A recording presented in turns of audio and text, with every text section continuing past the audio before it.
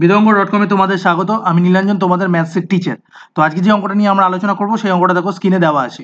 যদি fx equal to 2x plus 3 যদি x মূলদ হয় আর x স্কোয়ার প্লাস 1 যদি x অমূলদ হয়, তবে f0 কত?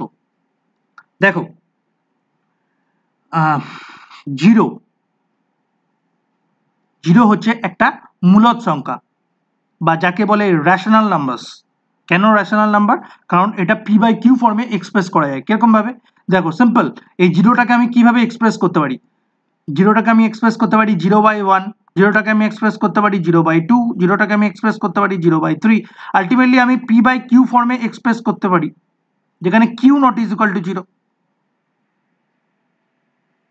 এখানে Q not is equal to zero, তাহলে এখানে জিরো কি? জিরো হচ্ছে একটা মূলদ সংখ্যা।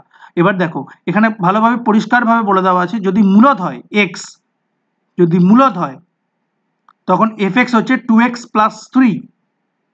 তাহলে fx এ আমি কত দেওয়া আছে? 2x plus 3। x হচ্ছে মূলদ, মানে এখানে জিরো হচ্ছে মূলদ, তাহলে f অফ জিরো হচ্ছে 2 ইন্টু জিরো প্লাস 3। তাহলে 2 ইন্টু জিরো মানে জিরো, প্লাস 3 মানে 3। তাহলে আমার কত হবে আনসার? আনসার হবে ডি। তাহলে দেখো অপশন ডি হচ্ছে কারেক্ট। অপশন ডি হচ্ছে কারেক্ট। বিদঙ্গ.com এ এই সলিউশনটি দেখার জন্য ধন্যবাদ।